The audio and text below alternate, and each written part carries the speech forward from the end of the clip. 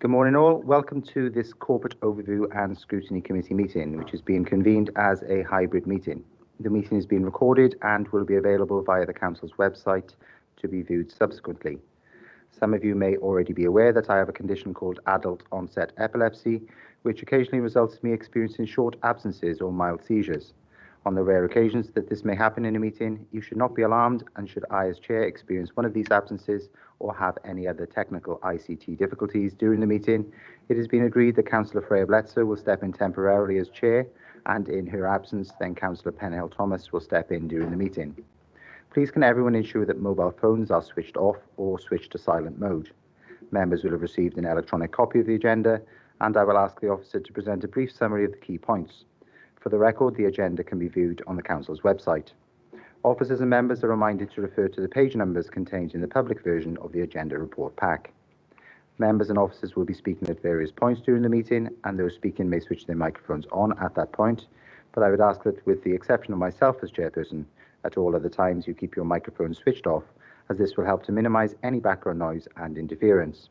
However, I would invite members and officers to leave their cameras on for the duration of the meeting, as agreed at a recent full council meeting.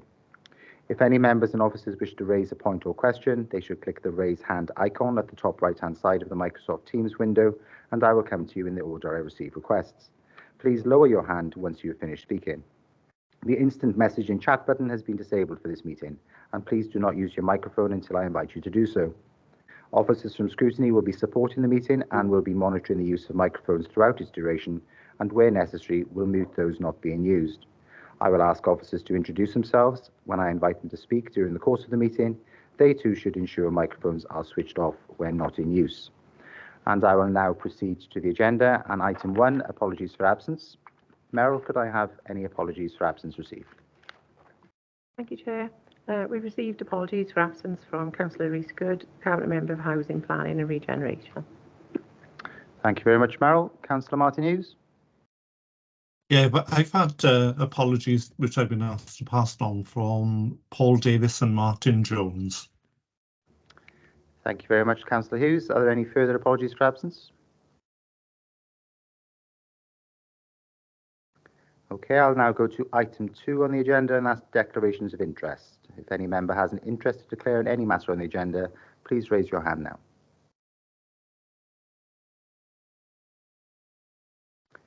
Thank you very much. Now moving to item 3 on the agenda, and that's the approval of the minutes. Please can I have a mover and a seconder for the decision record? Happy to move, Chair. Thank you, Councillor Walter. Seconded. Thank you, Councillor Griffith. Second, Chair.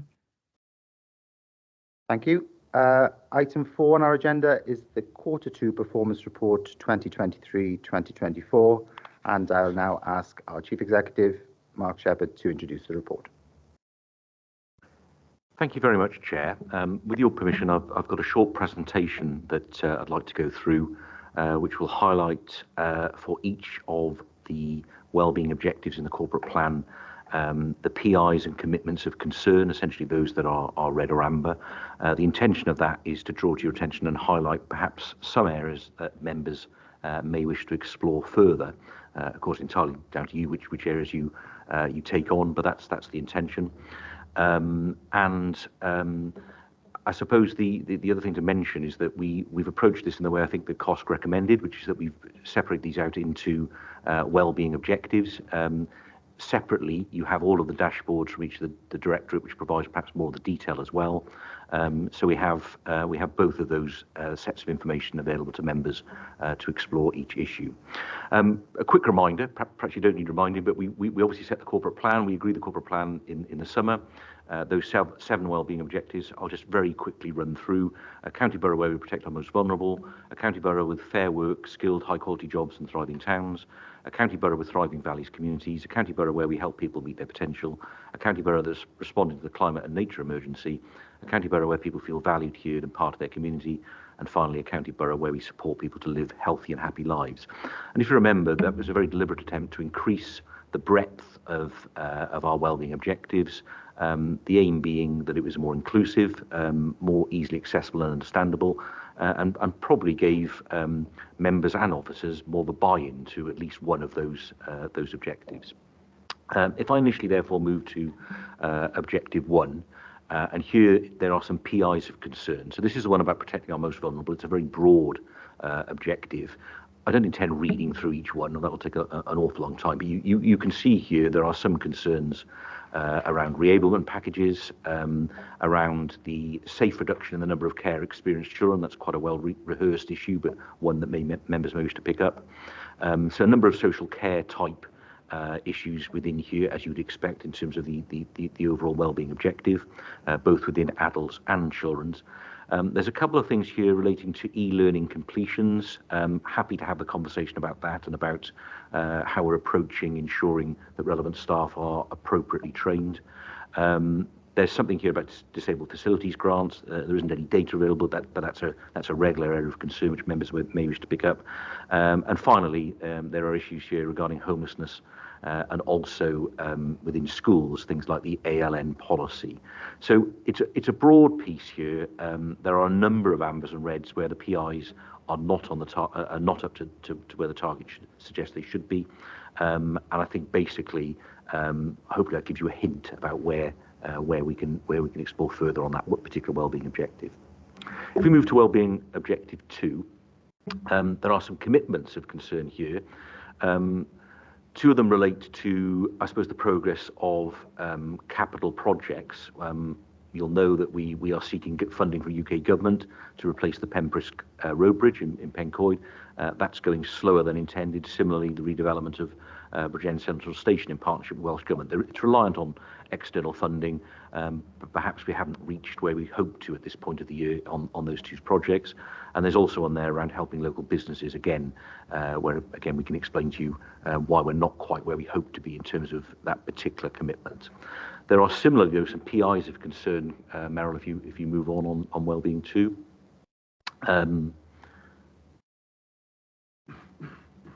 Again, a couple relating to the employability service.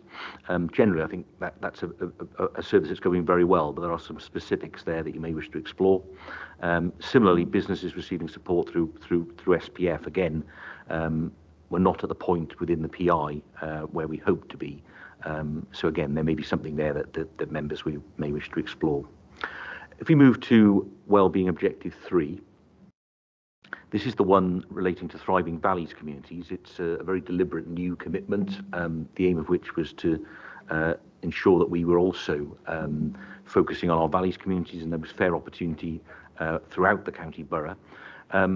You can see here, I think these are not all, but virtually all of the commitments at this stage are either amber and red. So this has been slower than we would have wanted in taking off. There is some good work going on in the valleys. I'm sure Janine can explain that later on.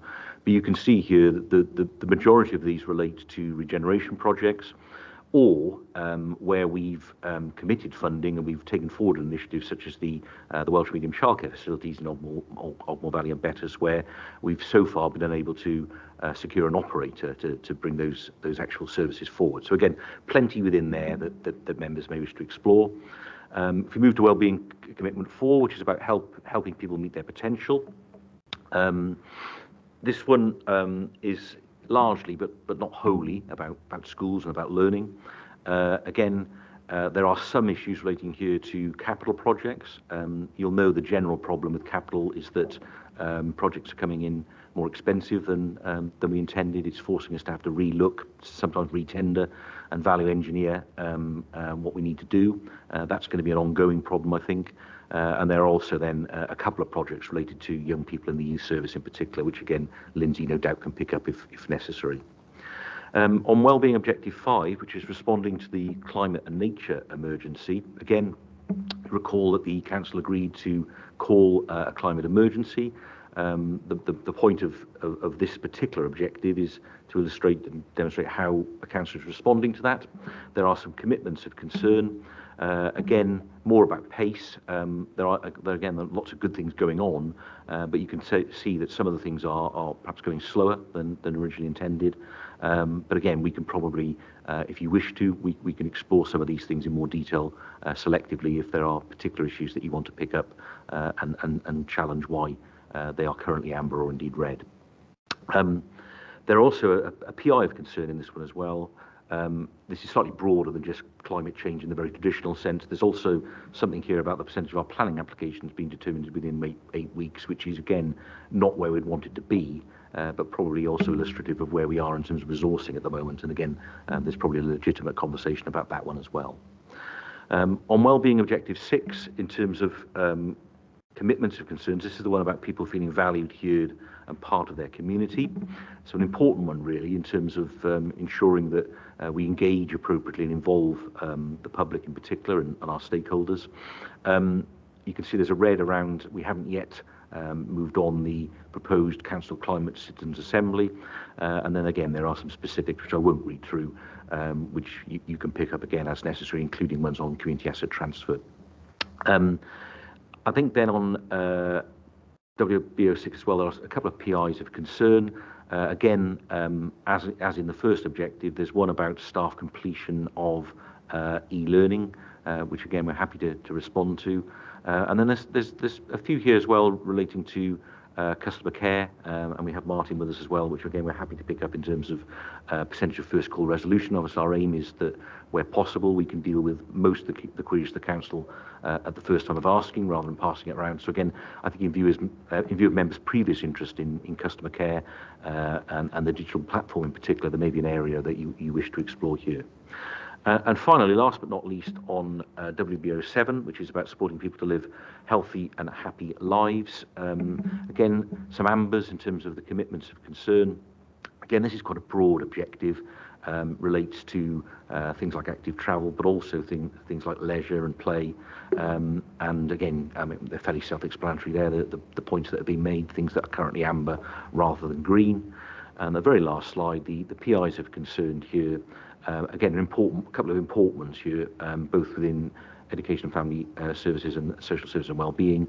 The percentage of non-maintained settings judged by Care Inspectorate Wales is at least good, is red, and the number of people recorded as delayed on the National Pathway of Care is red. So again, perhaps maybe it doesn't always do it justice as a single line, but there's a couple of important issues there as well.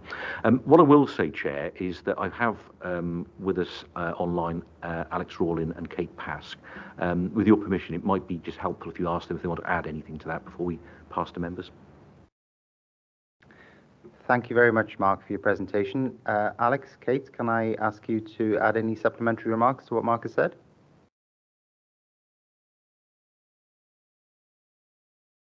Oh, hi. Morning, I'm Kate. Morning. I'm Kate Pask, Corporate Performance Manager. I don't know if you want us to just run through a bit of the report itself for the context of the report, or if you're happy with just going through the reds and ambers and the dashboards, but I can do if you want to. Perhaps if you can just briefly go through the report, and I stress briefly because we're conscious of the fact that it's quite a comprehensive report which you've published already, along with the dashboards. Can I just head off at the pass a process issue which has been raised by members during the pre-meeting? Of course, we're used to looking at these by directorate, and you've provided comprehensive information by the 4 different directorates which we have.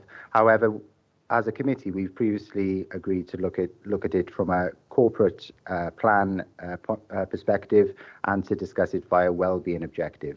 Now, the presentation of information has been somewhat confusing for members because they've been going through it by directorate and have been sort of going back and forth to different wellbeing objectives. So perhaps that could be reflected when we look at Q3 performance. But yes, please do go through the context of the report briefly, and then we can ask some questions on the different wellbeing objectives.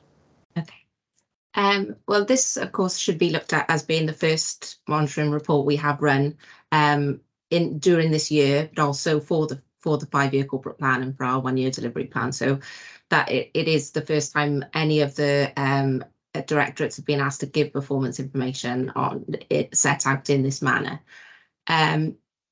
The corporate plan and the corporate delivery plan have obviously been agreed earlier in the year, and the targets for the PIs and rationales for those targets set back and agreed at council back earlier in the autumn. In October, we had a little briefing session with COSC to look at format of these reports going forward. very much looking at changing over to looking at things by wellbeing objective rather than by directorate, as you've said. At the moment, what we've got is sort of a part way through that process, because it is difficult to produce one dashboard that's across all of the directorates. So we'll try to do that for Q3 or for Q4, but at the moment you've got the analysis based on everybody, but the directorate dashboards are still separate. But that is something that we are looking at to evolve as the year goes on. You know, I can't not promising for what part we'll be at by Q3, but we are implementing them as sensible to do so. To get to today's report and the dashboards are a slightly evolved approach, which we've covered and agreed along with the presentation, looking at the areas of concern, then the reds and ambers, to highlight those for members. If I draw attention to 3.6 of the report, you can see for the commitments and projects stacked bar charts by wellbeing objective, which show quite clearly how well we are doing within each wellbeing objective. So it's quite clear to see the areas of concern, but also the areas that we're doing really well at. You know, you can pick out that maybe we're doing well in 1, 2, 4, and 7 there, but maybe a little bit more concern around wellbeing objectives 3, 5, and to a lesser extent 6. So it is allowing to draw attention to, at a glance, to exactly where we are. The same with PIs then in 3.7. You can see the stacked bar charts that show quite clearly how many indicators are failing or slightly under target within each of the wellbeing objectives, but also the positives, the good performance that's in there as well. Then Mark has covered then within the presentation, we've picked out those ambers and reds for you to make it a bit easier. But yes, as I said, it's an evolving process, so happy to take on board any further changes that would make it easier to understand the data and to give some robust challenge to it, please. Thank you. Thank you very much, Kate. Councillor Griffiths. Thank you very much, Chair. I just want to say a big thank you actually to officers for preparing this report. I think it shows a level of standardisation and detail which we haven't seen in previous years, and I appreciate the huge amount of work that's actually gone into putting this together. It is enabling us to see through the statistics to what's actually happening on the ground in the vast majority of cases. I recognise the willingness to actually go forward and carry on improving, but I just wanted to mark that this is I think a fundamentally huge leap forward from where we were 18 months ago, and I think officers are to be congratulated for that. So just want to put that on record before we start, Chair. Thank you very much. Thank you very much, Councillor Griffiths, for the positive start to the question. Now, perhaps we can go to the main cover report. I know that Councillor Martin Hughes has a comment on Directorate Business Plans. Yes, thank you, Chair. If I could just ask 2 questions on the cover report. The first one is section 2.2 about the Directorate Business Plans being available through the staff intranet. I'm not 100% convinced that this information or that particular intranet is available to councillors, and I think particularly we as scrutiny members need to ensure that we're able to access that. So I think it might be a matter possibly for IT to look into, so if that could be provided.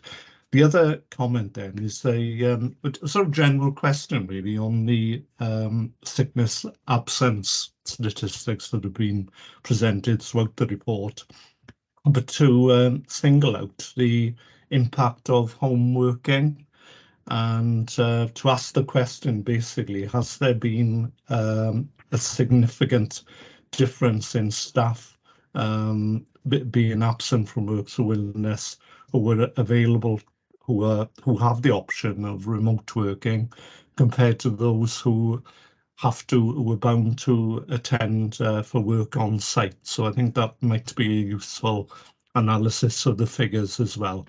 Thank you. Thank you, Councillor Hughes. Martin would like to take this. Thank you, Councillor Hughes, for the question. I'll pick up the ICT one. Yeah, specifically, there's the members are not able to access the internet. There's a solution we're looking at in terms of offering that availability. So hopefully for the next performance COSCA meeting on performance, we'll be able to have that available for you. Okay. Thank you, Martin. And on the sickness levels, who would like to take that? Kelly, are you online? Kelly Watson, Chief Legal Officer, responsible for HR. Thank you, Chair.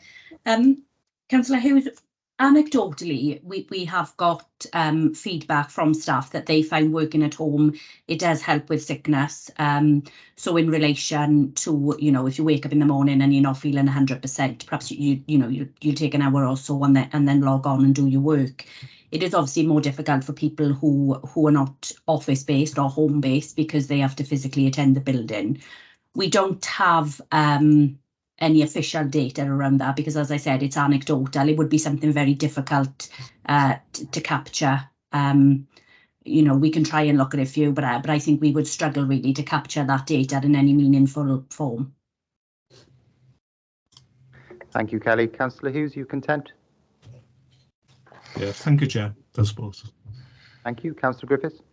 Thank you, Chair. It's a general point, I think, but looking through the entire report, I see a theme of e-learning and diversity training and that type of stuff all coming up many times in many different wellbeing objectives. And I just wonder whether we have a challenge with e-learning and getting staff certified against different types of topics. And I think I'm not sure whether to pick it up here or individually, but it seems to be a repeating theme that even within schools, I think the staff are below target in some of their mandatory trainings, and it's similarly across BCBC generally. So I don't know whether there's a general problem that we should pick up with making sure that staff are actually fully compliant with all of their mandatory and also their discretionary training as well. Thank you, Councillor Griffiths. I know Councillor Hughes and Councillor Walter had points on this, so I'll bring them in now before I bring in officers. Councillor Hughes. Yes, thanks, Chair. To add to that, I think most modules actually have a duration of between 40 minutes and 1 hour, and so the expectation isn't, that exceptional, really, is it? In terms of trying to build up the response, I think the figures are around sort of 25%, 30% take up in some cases, including in I think communities. In social services. Can we look at some initiatives maybe for trying to improve that? I know that awareness training is really important and reminding employees of their obligations. But if there are any other incentives, for example, time off in lieu of study, if there's any way that we can try to improve these statistics, then I think all would be really useful. Thank you. Thank you, Councillor Hughes. We've got a queue of Corporate Management Board wanting to come in now, but Councillor Walter, would you like to add anything before we go to the Chief Executive, first of all? Yeah, thanks, Chair. Just very briefly, honing in even further down to equality and diversity training, which is either by e-learning or workbook. Page 89 says that across the whole of the council, the figure of completion is 29%, but that is up significantly from 12% the year before. So I think that there is a positive there, though it's highlighted in red, and specifically again in Chief Exec's Directorate from 38 up to 64%, which again is a significant improvement. And the narrative sets out that there is work ongoing with staff to flag awareness and completions. I just wondered if we could have a little bit more detail about what that might be. Bearing in mind it's a public meeting, is it perhaps through annual appraisals, quarterly reviews, whatever? Just a little bit more would help, I think. Thanks very much, Chair. Thank you to all members for their contributions on that. Bring in Mark Shepherd now, Chief Executive. Thank you, Chair. And it may well be that Kelly and Lindsay were going to make similar points, but I think this is a valid challenge, really, because, as you say, it comes up in a number of places. Coincidentally, we had a paper to Corporate Management Board yesterday looking at exactly this, with the intention really of reviewing what we think is absolutely necessary for members of staff, and potentially separating that out in 3 phases. What is absolutely essential first up when you first start, and there would be some mandatory models at the moment we'd probably all agree that they are, perhaps relating to safeguarding or code of conduct for ICT, where people could trip up immediately. Others in a bracket of you'd expect them to be completed before the end of their probation period, and then perhaps some that you might set a realistic timescale of 6 months or something of that nature to complete. Because a lot of the feedback we're getting from staff is that as we've increased the number of mandatory models, and I think we're now up to nearly a dozen, yes, it may only take half an hour or 40 minutes per model, but actually to do all 12 actually takes a considerable amount of time. So I think it needs a review, and that is what we're committed to doing. I think what we'll end up doing is splitting the modules up in the way I described, but also try to, as best we can, take an intelligent process to the nature of the job. So again, depending on your job, it might mean that certain things are more valuable to you first up than others.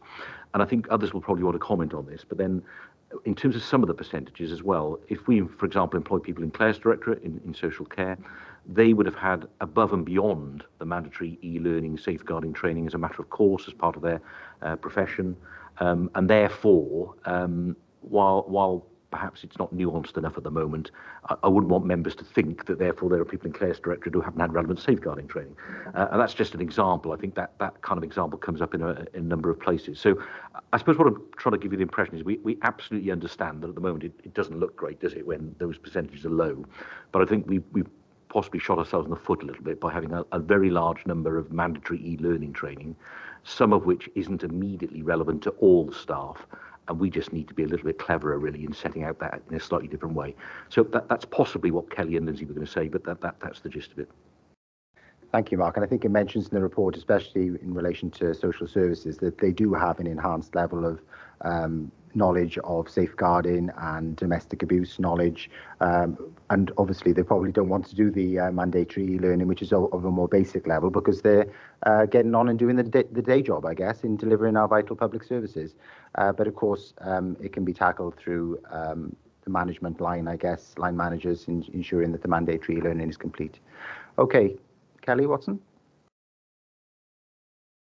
Thanks, Chair. I think Mark did pick up most of what I was going to say, but just to pick up on Councillor Walter's point, the mandatory e-learning, it is flagged up. So there's a probation period for all new starters. So that's reviewed at the 3-month mark, and it's reviewed again at the 6-month mark.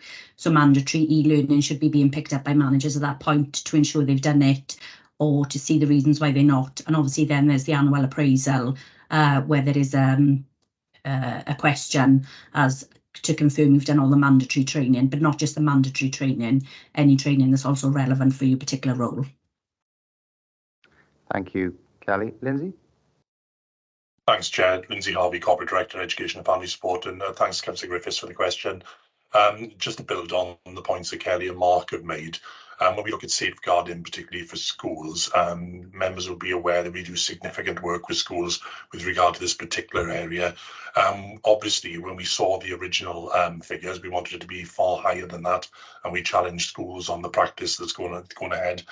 One thing I can assure committee chairs that this area has been looked at extensively by schools, and the comprehensive training packages that are in place, not just for the education engagement team, but other partners, are significantly more comprehensive than the e-learning package.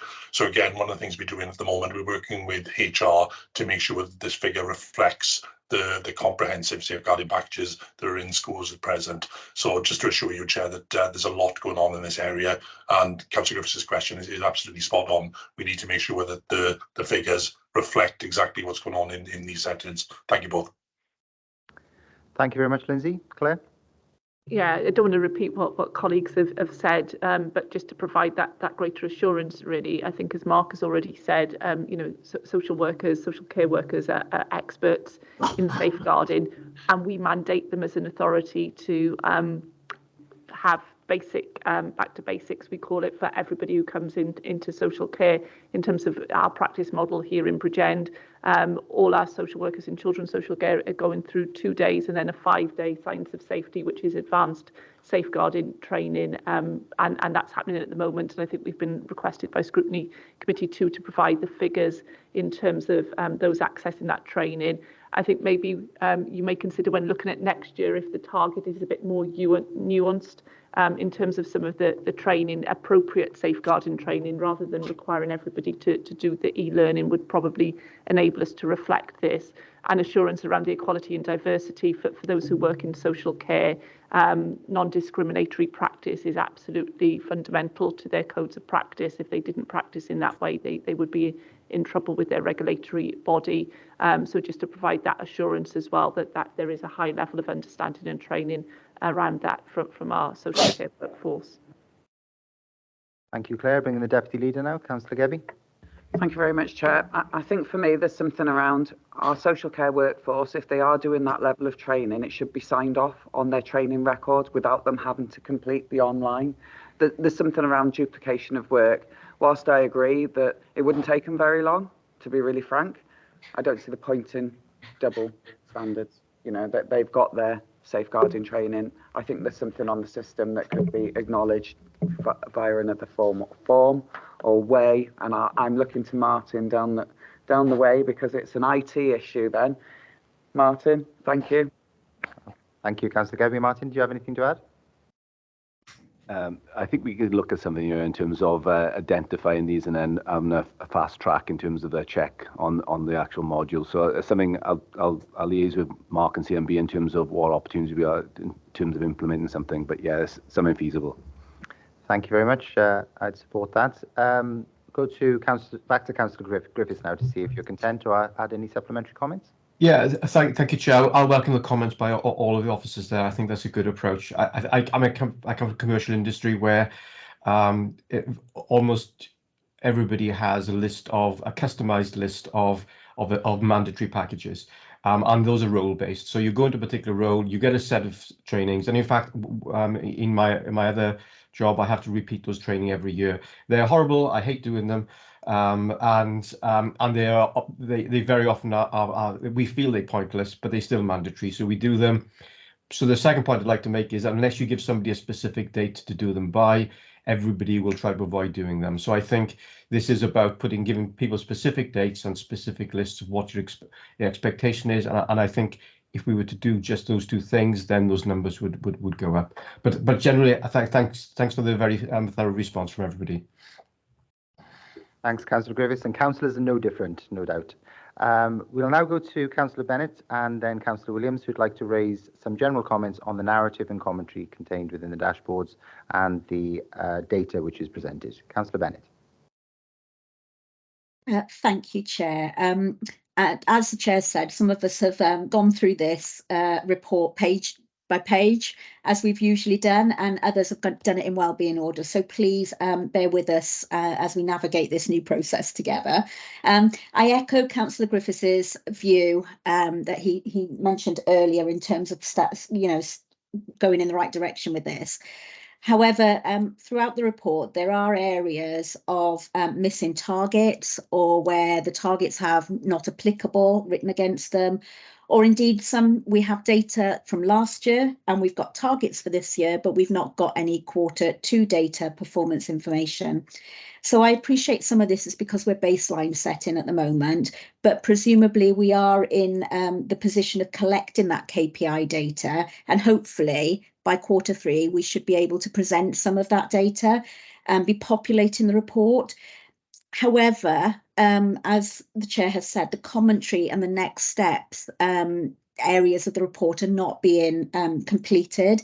So we're not having information or reassurance, I suppose, that work is underway to set us and get us where we need to be. So my question is, can we ensure that the narrative is fully utilised to bring sense to the document and the scrutiny process in the next quarter? Thank you. Thank you. And Councillor Williams as well on the same topic. Thanks very much, Chair. Mine can you hear me? Yeah, I'm having internet issues this morning, so apologies. Yeah, mine was on the lack of data. It said no data with regards to ALN. That was another one I was a bit concerned that there was no data from how many schools had ALN policies in place. That's something we should have the information for. So yeah, so I was following on from that. Thanks. So that's just one example highlighting the lack of data and, of course, Councillor Bennett's point about a more comprehensive narrative and commentary, just to tighten things up for Q3, I guess, on what is actually being done and how we're doing these things. So who would like to take that point from Councillor Bennett? Mark? I think Kate would like to pick up the general, and then I'm sure individual directors will pick up the specific, for example, on ALN. So, thank you, Kate. Hi. Yes, we're trying to. We're in a bit of an unusual situation because it is the first year of this this plan. As much as we've tried to make sure that there isn't a huge amount of PIs that had a baseline setting targets, we tried to put targets against them, using last year as sort of a unofficial baseline, but that did mean that we haven't necessarily got validated data for the quarters. So we know what last year's outturn was, which has helped us give the target. So when we get to Q4, we'll have trend and we'll have that trend against last year. But for the quarters, it's not quite as easy to unpick what was done last year because we weren't actually recording it in that context. Where we have been able to, there are places where we have been able to do that. The services have been really good in that they weren't expecting me to ask them for Q2 data for last year as well as this year, but they have tried to help me as much as we can. So where possible, we are including that. There's only the two indicators where we couldn't give data. One of them, as you said, is the ALN. Another one was the DFG customer satisfaction, and it's not that we haven't got data. There is data going on. There was data collection underway. It's more the fact that now that we've put these validation forms in place, where we're actually saying exactly how we're going to collect and validate our data before you see it.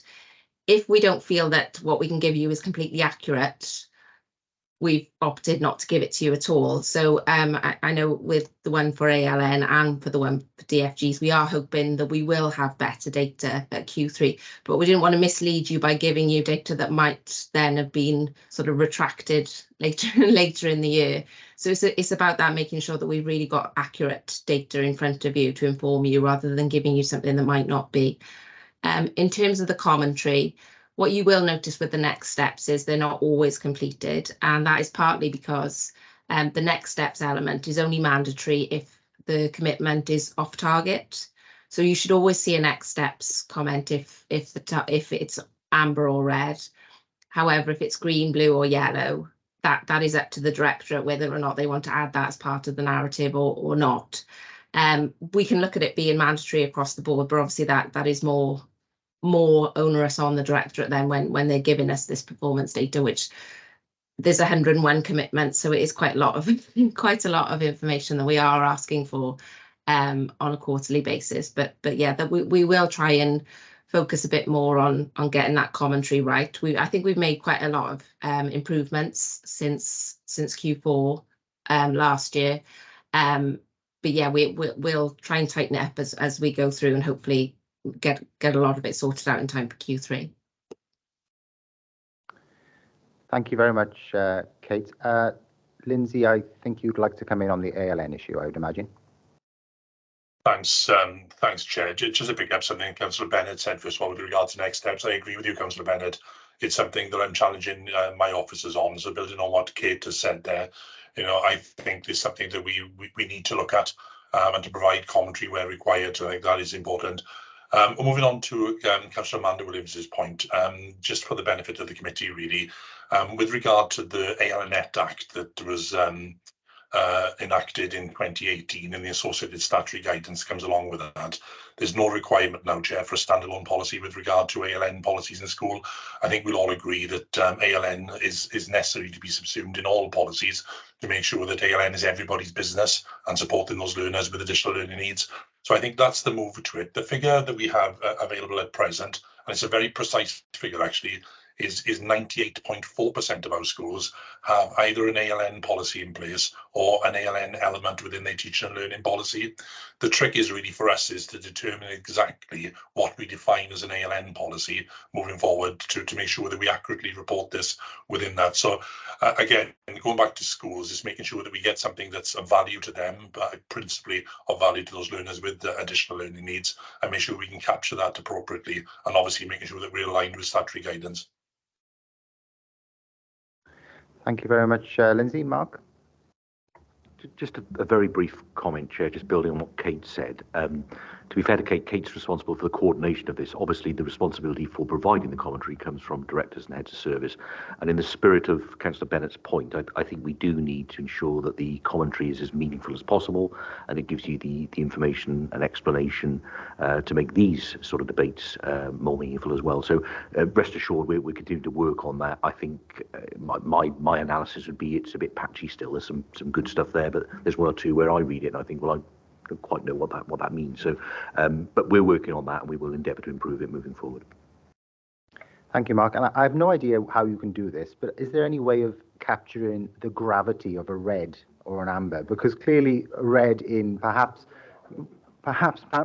mandatory learning, is a red, but it's perhaps not as important as a red in homelessness or school modernisation or children's social services.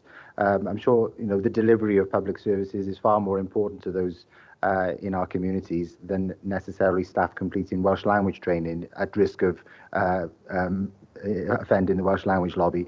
But I don't know how we capture that in the dashboards. Deputy Leader first. And thank you very much, Chair. I think it's just worth mentioning at this point, I think it was in CPA, or it might have been in a CCMB meeting, but we were discussing data. And we were an amber, and we were 99% something. So it was absolutely ludicrous situation for it. Was we in red? Yeah. I think we were in red. So it's even worse. So there needs to be something around that narrative and how we record that. But we're trying to simplify the process, and we will find quirks as we go through it. But I think that's something we can address as members and CCMB anyway. Thanks very much. Thanks. And just as a rider to that, Deputy Leader, I agree with you. While the target needs to be ambitious and aspirational to be 100%, it's often an impossible task and expectation to reach. So I'm sceptical about whether setting 100% targets is achievable in some of these areas. So, do these targets need to be amended really so that they are not ambers and reds and that they're actually, greens and yellows? So best practice would dictate that it remains at 100%, Chair, because that would be best practice for everybody to achieve. However, somebody may miss it just because they've been off for a period of sickness and they may not have achieved a target in that line, or there may be a delay in going out for a visit, and to be really frank with you, if I can see that written as a part of the comment, I'm not worried about it and I'll just move on very quickly. Thanks very much. Yeah, I think that underlines how you need to see it in context, and it also reinforces Councillor Bennett's point of ensuring that the narrative and commentary reflects that as well. Bring in Mark now and then Kate. Again, I'll endeavour to be brief. I think the point you raised is a really important one. It's a bit of a perennial debate, really, about how do you have dark red rather than red. I think part of the answer might be around our use of our risk assessment and recognising that we need to make that risk assessment more dynamic, and therefore maybe there's a relationship between the risk assessment and the reds in here, which would much more clearly tell you what the likelihood and indeed the impact would be of not performing in a particular way. So I think that's a piece of work for us. I think Governance and Audit Committee, perhaps rather than cost, could take a great deal of interest in the risk assessment. I think there's something about that being more dynamic and reflecting some of these performance issues in a slightly different way, if that's helpful. Thank you very much, Mark. Kate? Yes, just to pick up on the bit about the targets and the reds and ambers. Obviously, the targets have been set. We do trying to be as ambitious as possible and trying to set improvement targets wherever we can. where they are showing as amber or red, it is important to remember that with regard to PI, once we put a numerical target against something, our hands are then tied with regard the status. If it is more than 10% off target, it's automatically red.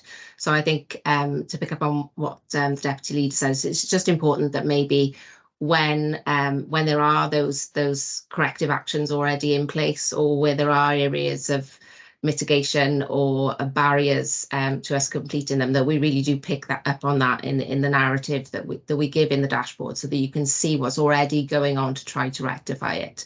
But obviously we're moving towards looking at next year's delivery plan, and if targets are, you know, if it becomes clear that these targets are completely unrealistic, that's something that we can also look at then as well. Thank you very much, Kate. Councillor Griffiths, please. Thank you very much, Chair. Yeah. Just on that point, they have to be smart. They have to be achievable. Otherwise, everybody gets a little bit dismayed. But my more general point, actually going back to Mark Serpa's comments, and thank you for those. Each of the next steps here implies an action, and I think where I am at the moment is I want to understand whether those actions are actually being picked up by an appropriate part of the organisation. So we've talked about some of these actions. The next steps will mean we need to be picked up by directorates. Mark's reference to some of these may need to go on the risk register, and there may be other actions that may be as a result of the reds and the ambers in terms of a corrective action.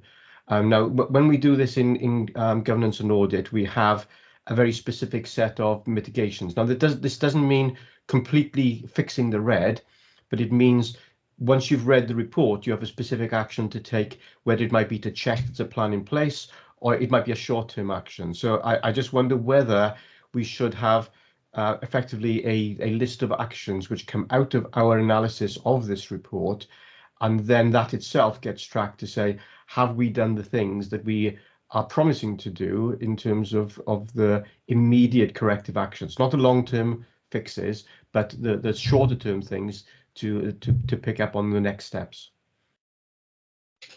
Thank you, Councillor Griffiths. Sounds sensible to me. You would like to take that, Mark?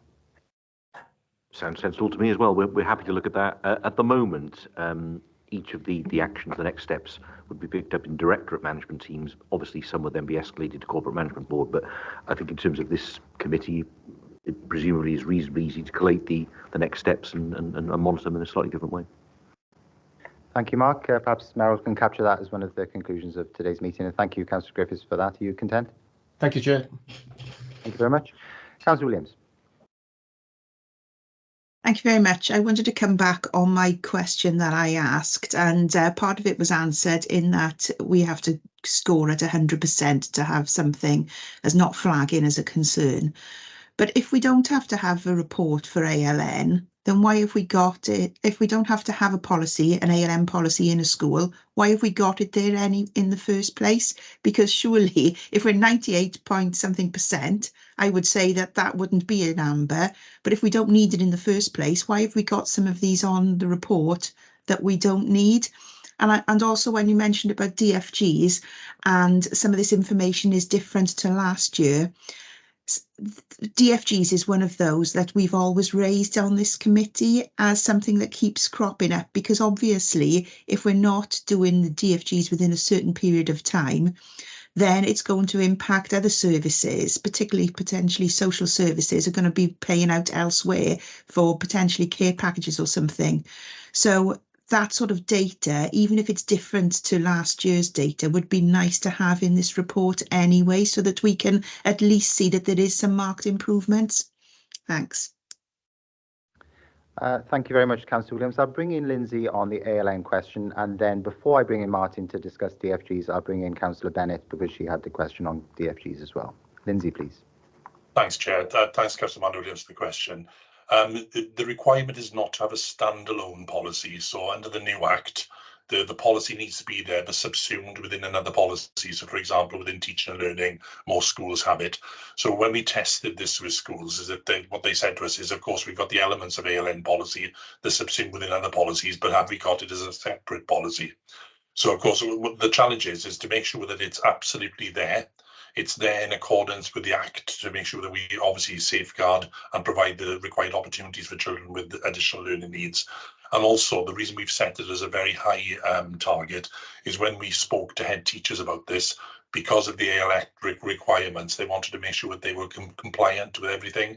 So they believed as heads it was a really good idea to have a whole local authority ALN strategy in place, which we're currently developing, and also then to make sure that their policies are tested against that strategy and they have it in place. But I do take your point, Councillor Williams, because ultimately we need to make sure that what we test is meaningful and it's meaningful for schools. So perhaps on that basis, we can tighten up the narrative, and when we look at reporting this, it can be more reflective of exactly what's going on in schools. So thank you for that. Thank you, Lindsay. Councillor Williams, you content on that particular point? Yep, thank you very much. We're going to go to Councillor Bennett and then Councillor Hughes, who wanted to raise DFGs, and then Martin, perhaps you can capture all of that together then. So Councillor Bennett first.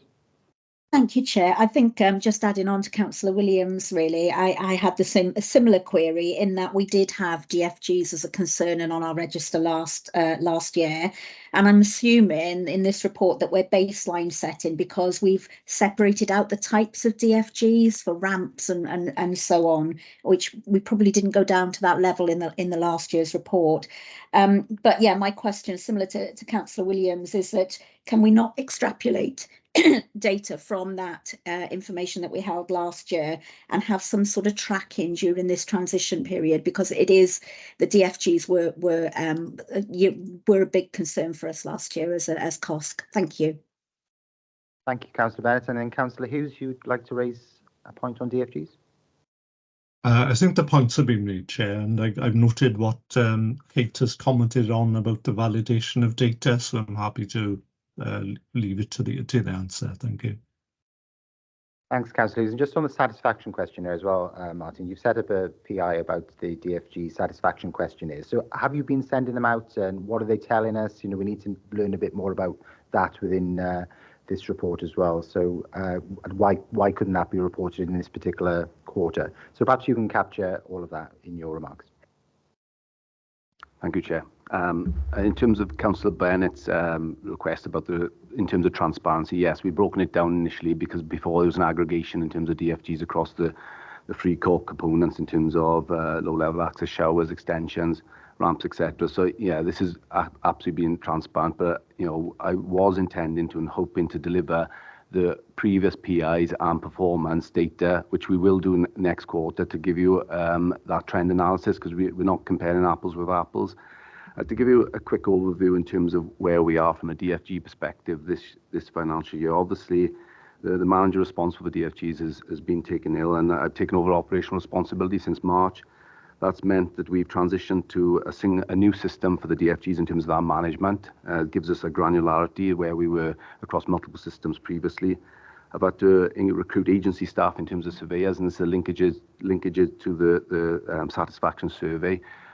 We have implemented now a DFG caseworker that will be able to support residents in terms of their applications and that satisfaction survey. So I'm hoping now we'll be extrapolating data from that going forward and respond to your response, Chair, in terms of the satisfaction. I've also gone through a process of procuring surveying support by a framework called SUDAP to look at this model, and we completed the framework agreement, which will go out to procurement in the new year now, so which will hopefully enable us to speed up the process. I'm running weekly allocation meetings in terms of identifying any priorities, and so we can pick up and fast track those. And we've digitized the process in terms of our procurement of contractors using an e-tender process, but also the payment to fast track that through. So we've done some significant work. So give you a view in terms of procurement, it takes us 10 weeks in terms of what we call raising queue codes, which is lots of being 15 and 5 and 2 jobs across low-level access showers, extensions, etc. And then for us to implement a low-level access shower after that point of go live is 2 weeks. A stair lift, which is a straight stair lift, will be 2 weeks. A curved one, 6 to 8 weeks. Through floor lift, which is more complex, 12 to 14 weeks. Ramps are taking 1 week, and extensions are taking 3 months. So we're actually moving forward in terms of that and eating away. And I was hoping then the new PIs will give us that transparency where you can actually see where we are moving forward. In terms of the average spend of the last 3 years, in terms of DFGs, we've spent £1.3 million. This year we look into a full spend, and that's before the financial year end. So I'm looking at December this year, spending the full 2 million allotted to DFGs. So previously last year we delivered 119 DFGs. We're on target to deliver around about 200 to 220 with the whole budget spend before this financial year end. So there's been progress. I think it's not demonstrated, but I will aggregate the legacy PIs to give you that overview on the previous targets, so we can cross check. Thank you, Martin. Councillor Bennett. Thank you. Yeah, lots of commentary there that wouldn't fit in the box, would it? So that's fantastic to know that that's, you know, that information is available. And I think that's why the commentary box is so important to us, because, you know, that kind of statement, trend analysis and data to be reported in Q3 would give us a level of reassurance that we'll have it next time. Whereas a lot of the, and I going back to what Kate said earlier, there are quite a lot of boxes, not just one or two, that don't have that level of detail, and examples being, you know, staff appraisals, there's target set, there's outturn from previous year, but there's no, it says not applicable across the rest of the columns. Whereas the commentary could say actually appraisals are done in Q4 and we'll report. Do you know what I mean? It doesn't have to be massive amounts of data. It can just be that level of reassurance that something is happening and when will we see the information in order to make sense of it. So thank you for that, Martin. That was really comprehensive. Let's try to sum that up in a tweet. We'll go to the leader now, and then we'll go back to Martin. Yeah, point well made, and we'll certainly take that on board. I think because it's very much work in progress, isn't it, Martin? A lot of this has happened very recently, but we can certainly report on that in more detail in the Q3 report, and indeed potentially send a note out, because you're right, it is certainly an area of particular focus and concern of this committee, isn't it? So I think it would be of interest to send a specific note out to members to provide that reassurance, because there was a lot there in what the head of performance and partnerships just outlined, a lot to take in. Thanks, Chair. Thank you. And DFGs are on our forward work programme for scrutiny, whether it be this committee or cascaded to one of our other scrutiny committees. So that note would be very helpful, Leader. Thank you very much. Martin, would you like to come back? Quite happy to prepare a note in terms of that data. And apologies, the commentary box isn't quite big enough. It's been quite a lot of movement in terms of, albeit the pressures we find in terms of recruitment, which has been a challenge, and you know, Justin sees that in the corporate landlord as well in terms of that surveying resource. But we mitigated with agency, and hopefully for the longer term we can bring that back from that perspective. Hence the SUDAPS framework, so we can work with commercial entities. But yeah, prepare something. Thank you very much indeed, Martin. You're not going to get off scot-free, because we're going to go to WBO1 again and to Councillor Walter and Councillor Williams on homelessness. Councillor Walter. Yeah, thank you, Chair. On page 82 of the public report pack, WBO1, the description is around the percentage of people presenting as homeless, for whom the authority has a duty, and below that the number of households threatened with homelessness successfully prevented. Both scores are well down on previous reporting. The narrative sets out the reasons why this is happening. In other words, the context is clearly set out, but for me there's nothing to advise what the response is to that, what is actually happening to try and facilitate a change to this sort of downward trend. So I'd really like to try and drill into that a little bit, please. Thanks. Thank you, Councillor Walter. Martin. Thank you, Chair. Thank you, Councillor Walter. Okay, so if I was going to put a narrative against this, if we look pre-Welsh Government legislation change in terms of homelessness provision and no one's left out, the DOPS 39 would be where someone would approach the council with an issue relating to homelessness. And at that point, then we would look at mitigating that homelessness. And there's multiple channels or opportunities, where there's financial advice, assistance, working with their current landlord, looking at the private rental sector. And then at that point, then we would enable that person to mitigate that homelessness at DOPS 39. So we would generally see that level between 60 and 70% pre-legislation change, albeit if someone turned up at the customer contact centre and registered a homelessness and never came back to us, we'd still have to record that as a null, which we challenge Welsh Government quite significantly. Where PAM 12 comes in is where there's the duty. So when we're looking at that relieving that homelessness provision, it could come to a point where we can't relieve that homelessness. We've got to take that duty in terms of a statutory perspective. That's 9%. So this is a little bit of an anomaly because our target is 19%, where pre-legislation change it was around about 9-10%, which is average. But this is an anomaly from this perspective. But what we're not seeing from the statistics is the amount of households are in temporary accommodation, councillor. So I've got circa 300 households, approximately 550 persons in temporary accommodation. So that's fluctuating between DOPS 39 and PAM 12. And that's where we've seen the significant growth in terms of temporary accommodation, because the Welsh Government legislation in terms of priority needs, anyone presents homelessness who hasn't got any availability for housing, we have to work with them and provide that temporary accommodation. And it's that relief period then where we are trying to mitigate that and move on. And that's where we've seen contention in terms of the private rental sector. There's no move on because the sector's shrinking from that perspective, and we've got overcommitment in terms of the social sector, in terms of the housing. Obviously working with RSLs in terms of growing our social stock, in terms of the social housing grant. We're seeing a full year spend this year and next year of circa £12 million. And on average, we will deliver over the next 5 years 600 units. But when you've got the pressures in terms of the common housing register of up to 3,000 people now on there, and our temporary accommodation, it's not going to really cut the mustard on that basis. So we're under real pressure. What I'm looking as an alternative is how can I bring down that temporary accommodation cost, utilising models, potentially HMOs, working with partners around that, and also looking at what opportunities we've got using temporary accommodation units, as they have done in other authorities, where we can house people temporary, but under our remit, so to reduce that cost. So lots of activity, Council, and hopefully in the new year I'll have some positive news to bring back in terms of what we're delivering on that. But they're anomaly really in terms of the sort of PIs, that the legislation is that priority need is anyone becomes a priority when they turn up and present as homeless. Thank you, Martin. You mentioned the legislative changes there, and clearly you've mentioned previously that this is the right principle, but it'll take some time to meet those challenges, but that there's no additional ongoing budget.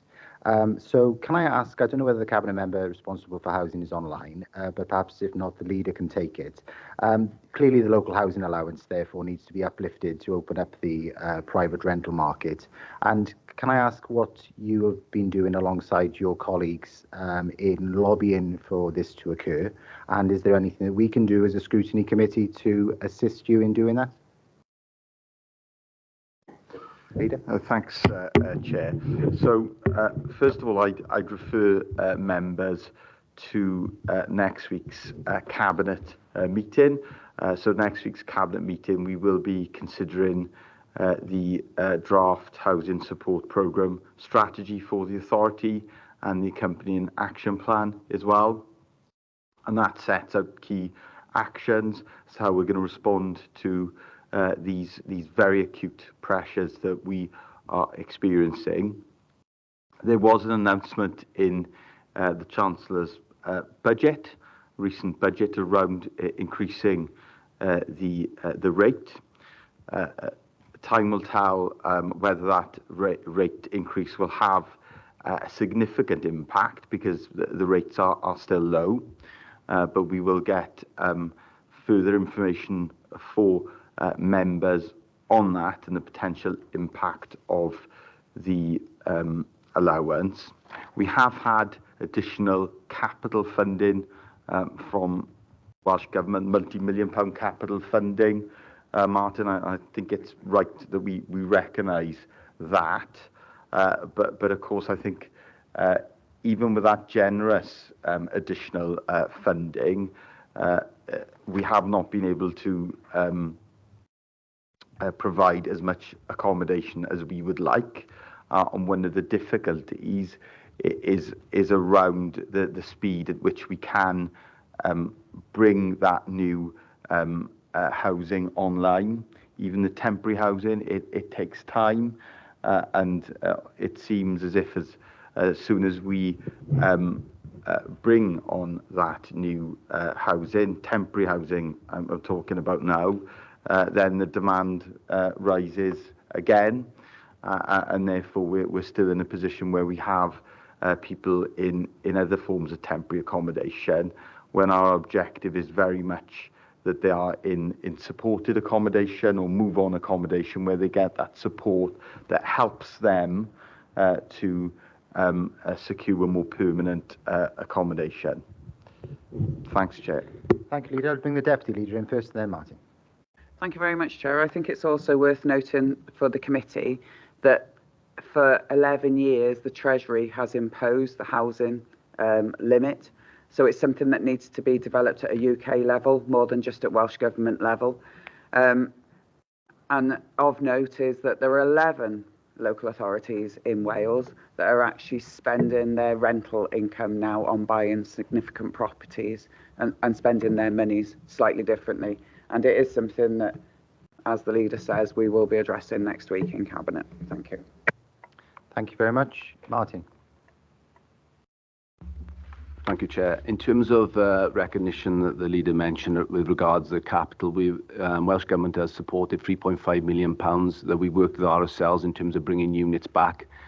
We've taken the opportunity off-the-shelf purchases where there's been accommodation units where potentially adaptations that are in place that we couldn't support.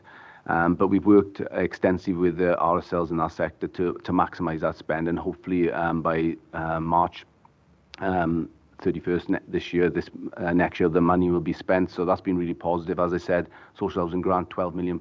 We're working extensive ourselves in terms of looking at sites and identifying, and we will have full spend year 1 and year 2, which is really positive. I think the point in terms of local housing allowance is really quite significant.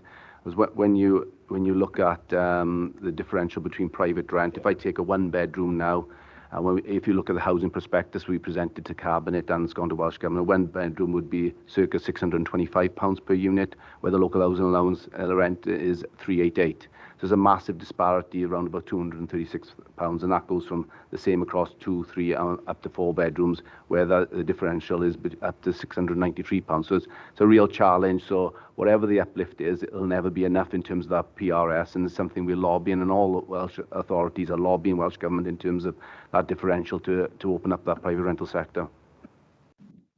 Thank you very much, Martin, for that. Go back to Councillor Walter now, and then Councillor Griffiths. Thanks, Chair.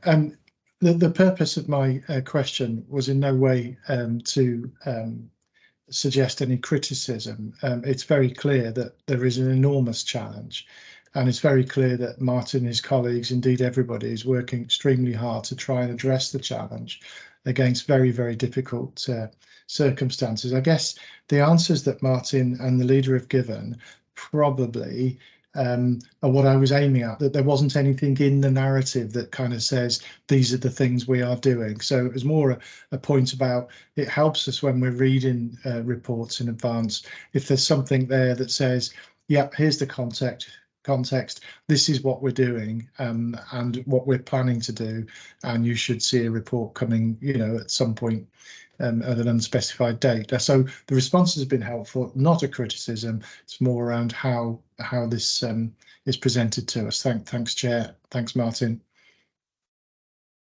Thank you very much. The leader. Yeah, thank you for that. I appreciate that, Councillor Walter.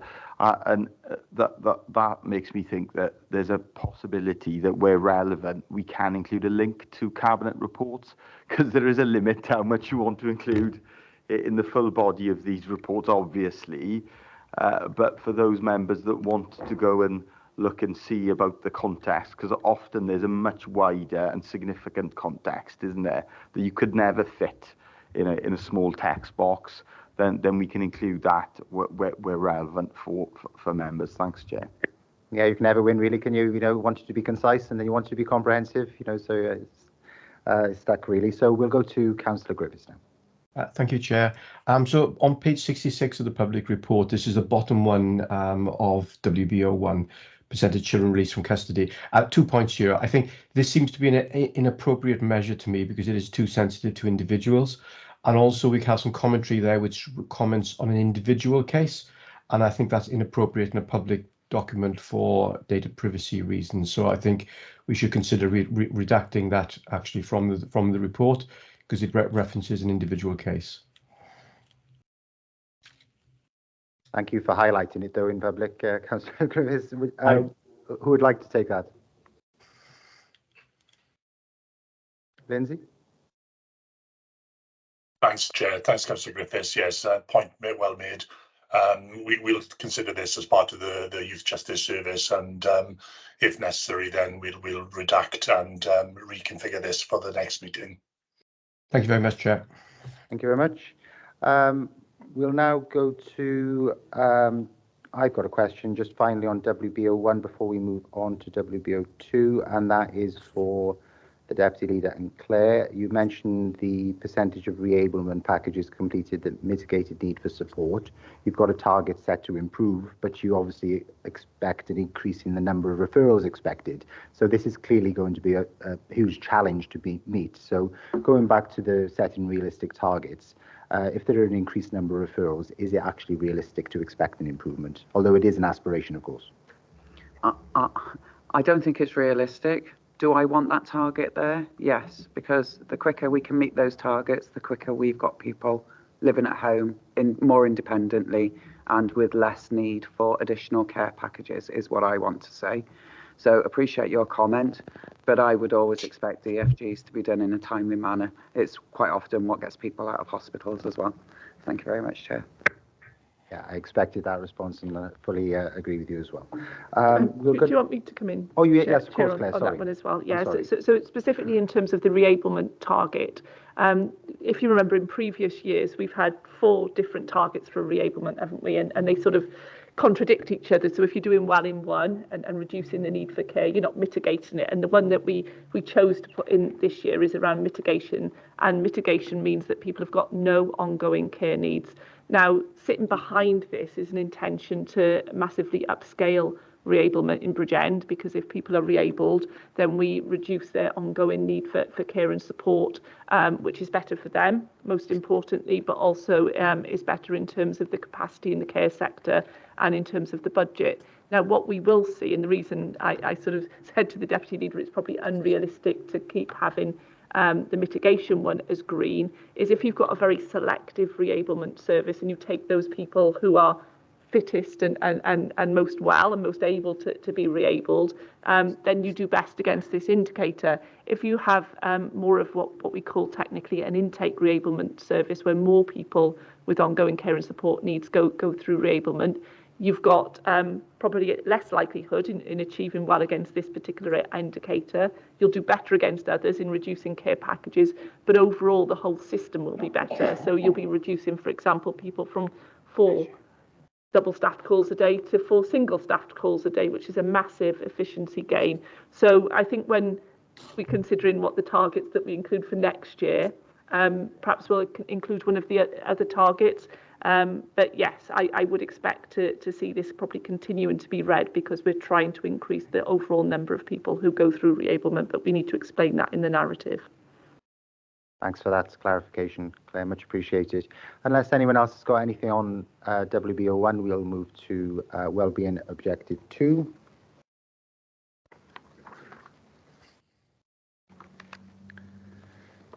Thank you very much.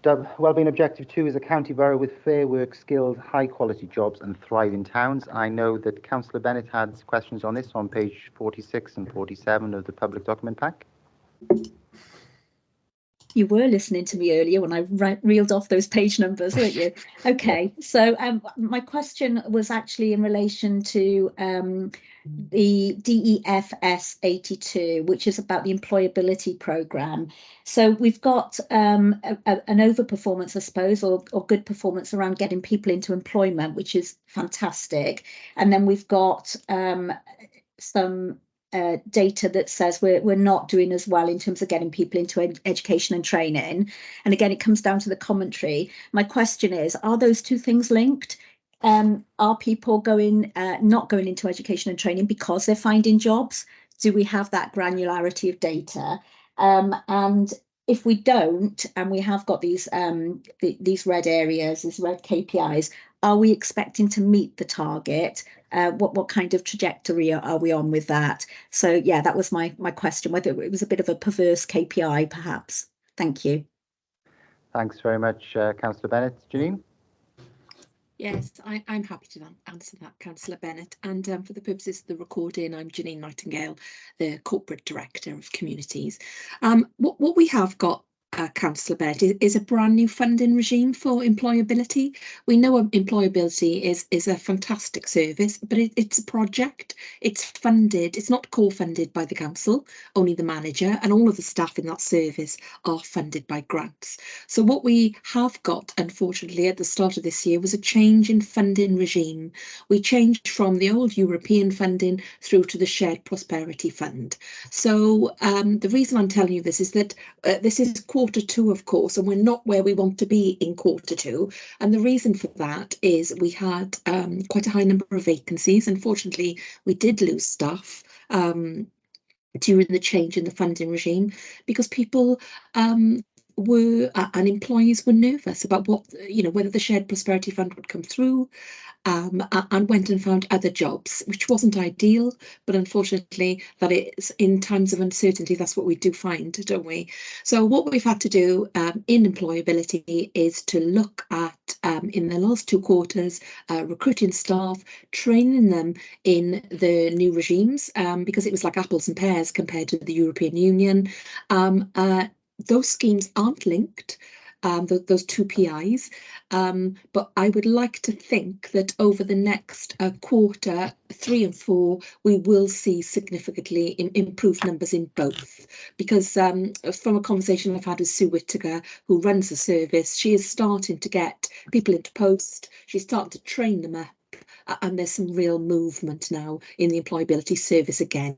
So I think what we have here is just a case of it's Q2, it's too early to see that the full impact really of that new funding come through, but I'd like to see some, hopefully we'll see some movement and back to the results that we used to from employability.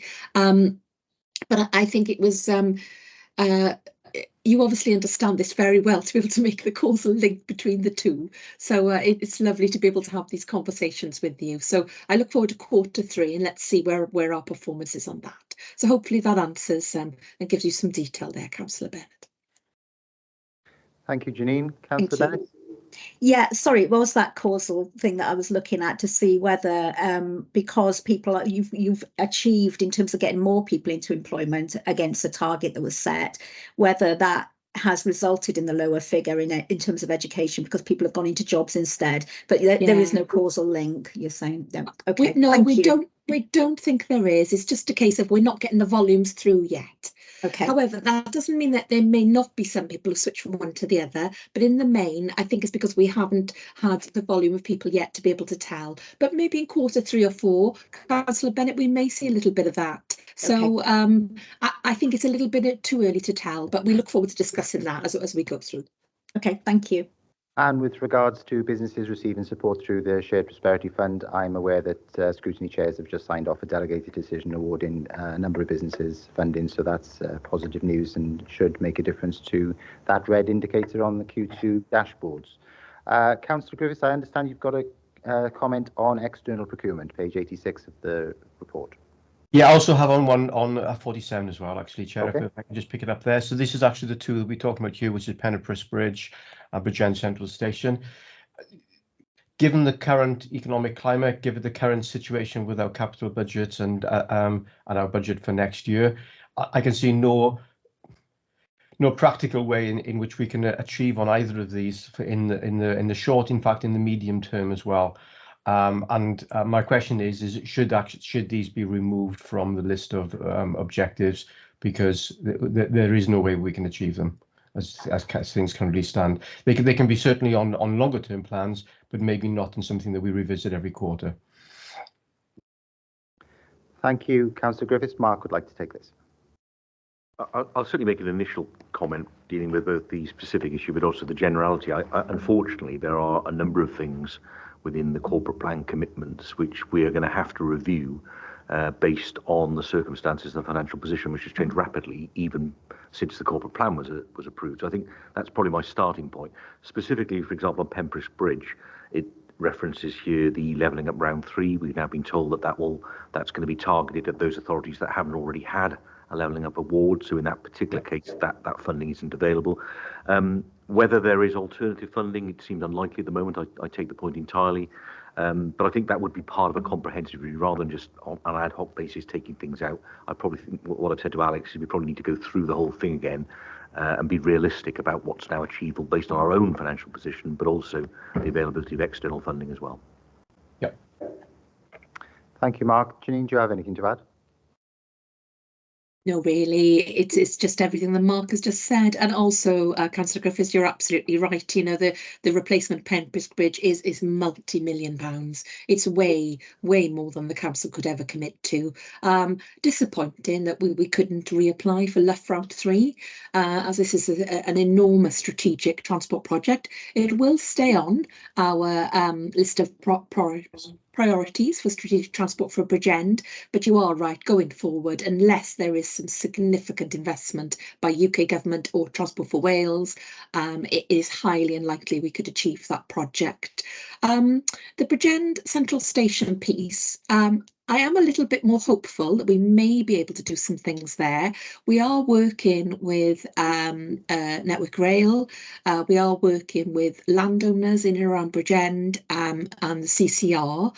So we may be able to do some improvements to the front of the station and possibly the rear within the time frame of the master plan. But as it stands currently, there is no funding identified. So we may see some movement in the next couple of years on that one, but certainly the Pembrose Bridge is a long-term project now. Thank you. Thank you, Janine. Councillor Griffiths. Yeah, thank you very much for those answers. If I may go back to the one that you mentioned, actually on page 86, then Chair, if that's okay. And this was around the supplier relation management and the public portal for this. And the steps are, we're effectively waiting for that page to come live, and I wonder whether there's any progress on that particular page for the suppliers. Thank you very much. Who would like to take that?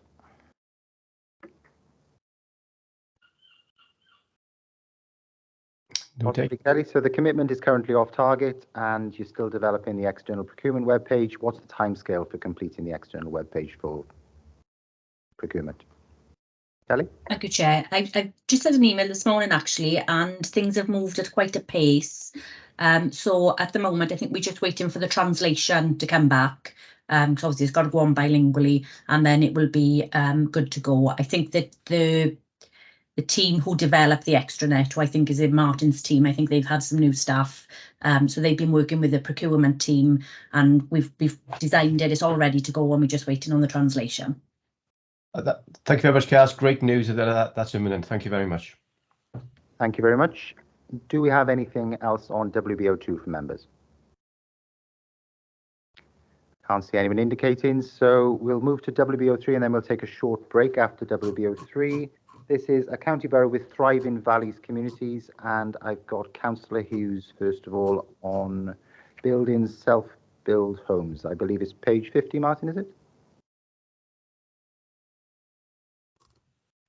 Thanks, Chair. I think it's on point 3.6.2. This one is to do, it's to do with the infill schemes in valley communities where opportunities are limited, and unfortunately there isn't a resource available to be able to carry any work out. What my thinking on this is that this particular activity comes under communities, but under the Chief Executive Directorate, we've got an initiative where, and I can quote that, which is mentioned on page on page 88, where there's a liaison work going on with RSLs to try to encourage new development.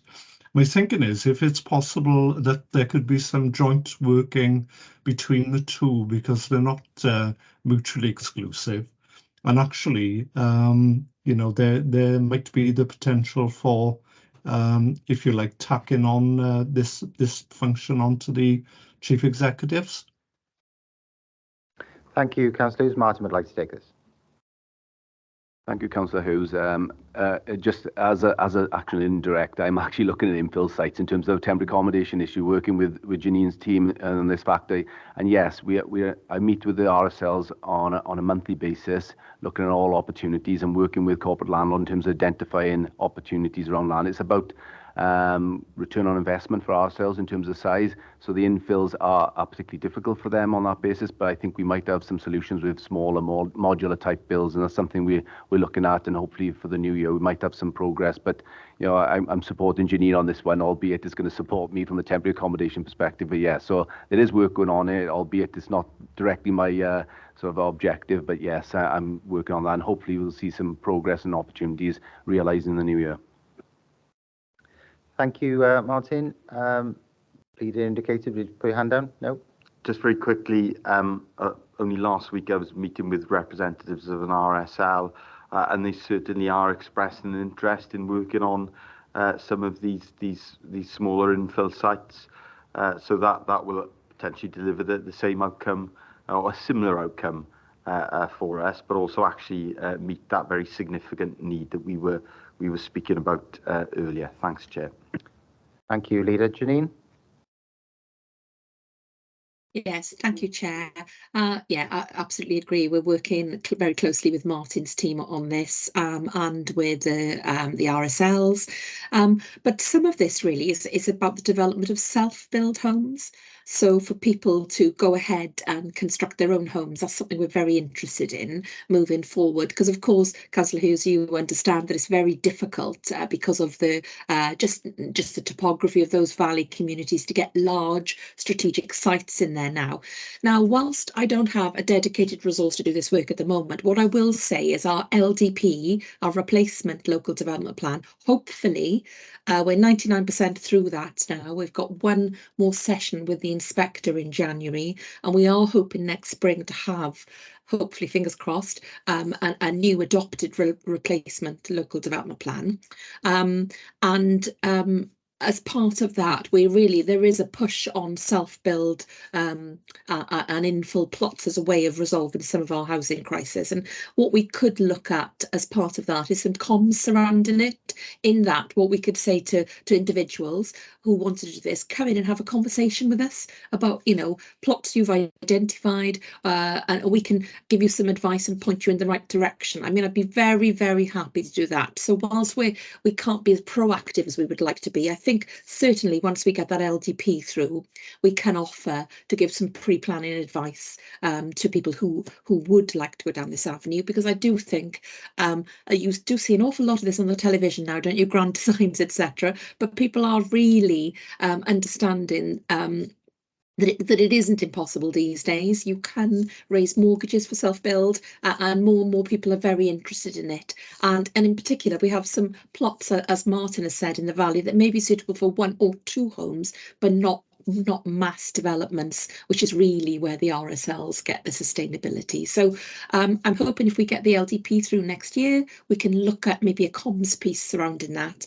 and offer some help, or even we could even hold a briefing session for people who would be interested.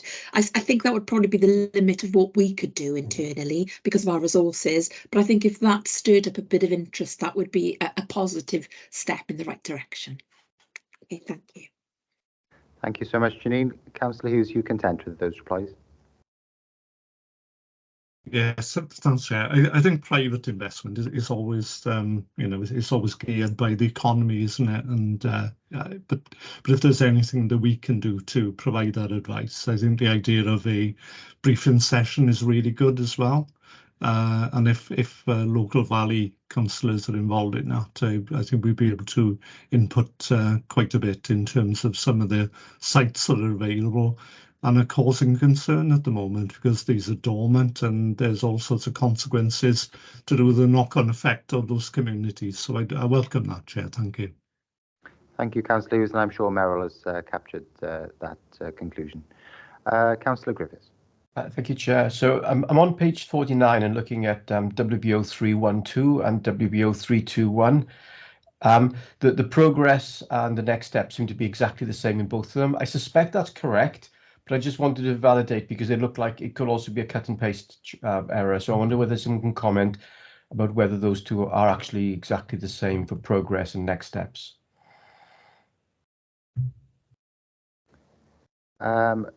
Yes, Councillor Griffiths, I noticed a couple of issues here with progress this period and next steps. Also, WBO 3.3.3 on page 32 of the pack says exactly the same in both the progress and next steps. And it's going back to your point, isn't it, on actions and yes.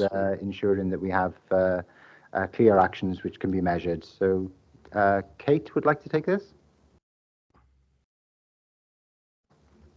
I didn't catch the first page number, but I will say that there were a number that I noticed where the commentary was very, very similar. We will have gone back to the directorate to check on that, and I think with a lot of them, because they're under the same aim, as much as the activities within the commitments, which you can't necessarily see at this level, are different. The overarching view becomes the same sort of comment, but that is something that we will pick up when we look at how we can make the commentary a bit better going forward, to make sure you can see a little bit more of the not a huge amounts of detail, but a little bit more of the detail of the activities sitting behind the commitment, which will help differentiate the differences between them, even though they do sound very similar when you put it at this level of analysis. Thank you. Thank you, Kate. Janine, please. Yes, thank you, Chair.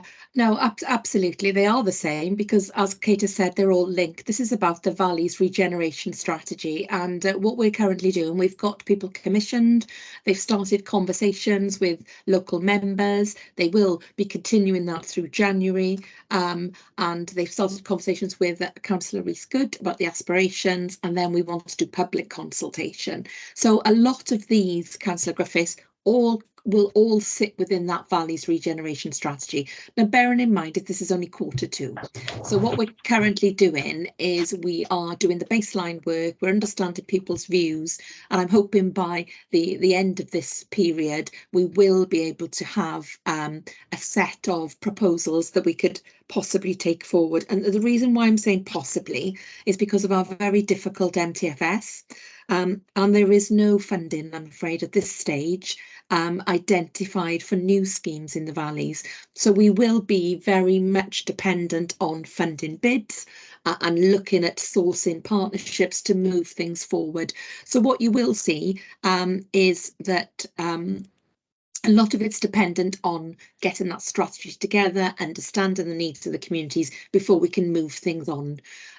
Whether these should be all rolled up in one objective is possibly, because the way it reads currently, it doesn't read right, and I understand that, but they're all interdependent.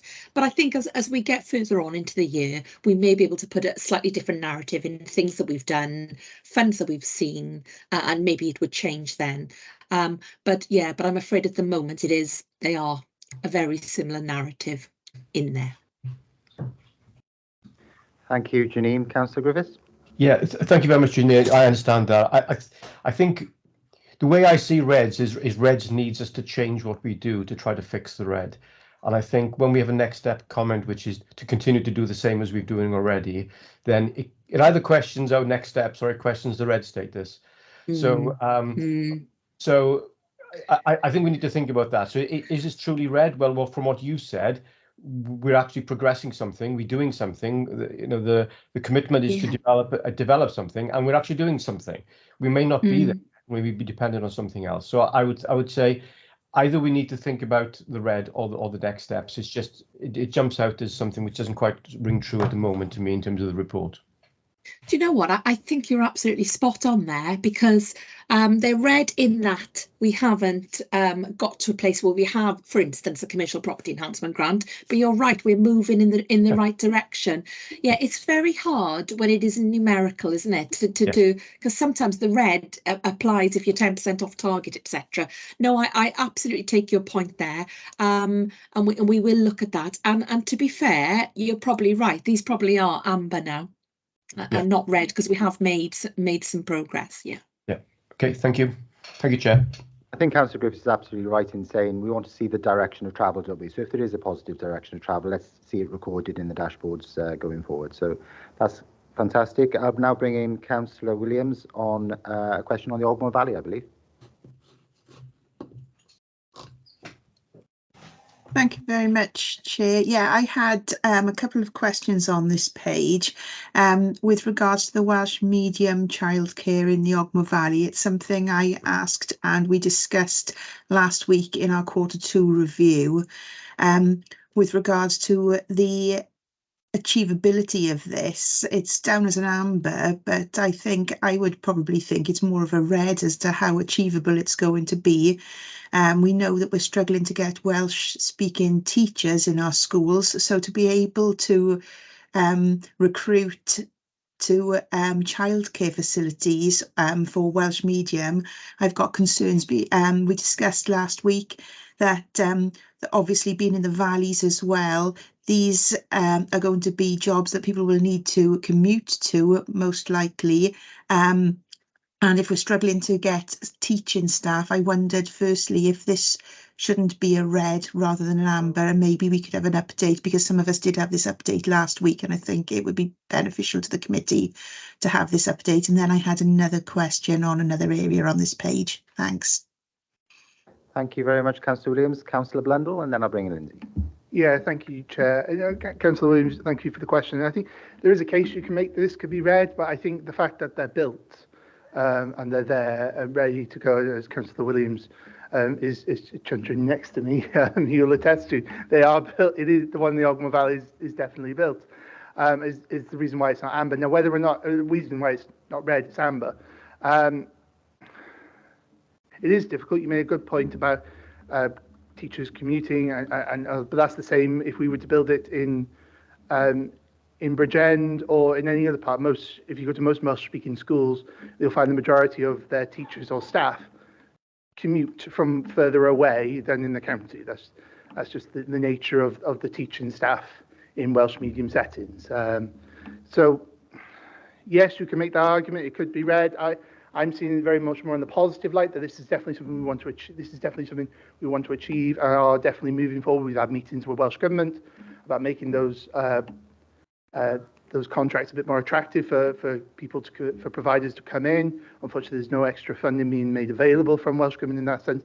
We are looking at other alternatives such as immersion use of Welsh language, which it has got a bit of funding for. So it's about making those extra uses for the facilities, not just keeping them open, because we want to promote Welsh language across our county borough, including into those two valleys where it's most important. Thank you. Thank you, Councillor Blundell. Lindsay, please. Thanks, Chair. Thanks, Councillor Blundell and Councillor Williams. Councillor Williams is right with regard to the challenges we're facing with Welsh speaking staff. We're seeing that in schools and certainly within the childcare settings. We're working very closely with Welsh Government at the moment on this, and we've developed an improved financial offer to incentivise providers to take the opportunity to run the childcare setting. And we've had some interest in this, especially around the Betos setting. Now, part of what we're doing is working with Welsh Government as well to make sure this setting is fully furnished and it's a resource building, and providing access then to Welsh Government grants when available. The other thing we're working with is with corporate landlord to support the service charge with this particular setting. We're in the process at the moment, Chair, of producing tender documents to go out to market with this, and hopefully we can get these launched soon, especially around the better setting. The other site is slightly more challenging, but we are working very closely with Midian Maithrin's Set Up and Succeed team on this, and we're really hoping that this can be delivered in the near future. It is a challenge, though, and I want to go back to Councillor Amanda Williams' point, because she's absolutely right. This is challenging. And what we have seen is that we've put this facility in place for some months now. It's been very difficult to get an appropriate provider to provide the provision in this area. We're hoping now with all the packages we've done and all the support we've had from Welsh Government, this can now be a viable system to move forward, but it has been extremely challenging. Thank you, Lindsay. Councillor Williams. Yeah, thanks very much. My other question on this page was with regards to delivering additional activities in community venues and also increasing participation in physical and mental well-being. I know a number of us are having discussions at the moment, and we'll all be looking as a council to the next year's budget and what services we can and can't provide. And so I wondered in these, what are we doing to work with community councils in the area to see if they are able to work with us to provide some of these extras. Thanks. Thanks, Councillor Williams. Who would like to take that? Claire? I can take that in terms of the work that's going on at the moment. At the moment, that work isn't particularly focused on working with community councils, Councillor Williams, but we have had conversations about whether we should be doing that, and certainly in the context of the budget, we will be looking to progress those conversations. Obviously, the main focus of this work is both with the communities themselves, with partners in the third sector, with partners in our partnerships with Halo and Arwen, who obviously are very closely monitored in terms of participation rates in the facilities that we've got in the valleys and indeed right across the county borough, and all those things that are progressing really, really positively. Working with colleagues in terms of strategic regeneration about some of the opportunities there are through that funding to further develop those connections into communities. We've got our community coordinators who are always looking and we've enhanced that resource now across the county borough, always looking to see what is available within communities, and when there are gaps that developing services, that's part of their role is community development. But certainly we can take forward and progress conversations with community councils as well. Thank you very much, Claire. Leader. Thanks, Chair. I think Councillor Williams is right to flag the potential importance and value of town and community councils in this area. And we've got very successful examples of our community asset transfer programme, enabling and supporting community councils to undertake a greater role in supporting our communities. And I'm thinking about Kennelly Community Council with Kennelly Community Centre and Brackler Community Council with Brackler Community Centre. And I know there's many more examples, and that is an area we'll continue to explore in the future, because there is potential there, undoubtedly. Thank you. Thank you very much. Councillor Williams, you could attend. Yeah, I think that's content. So thank you very much for your questions. Unless there's anything more on WBO3, I'll now call a short break and return at 11:50.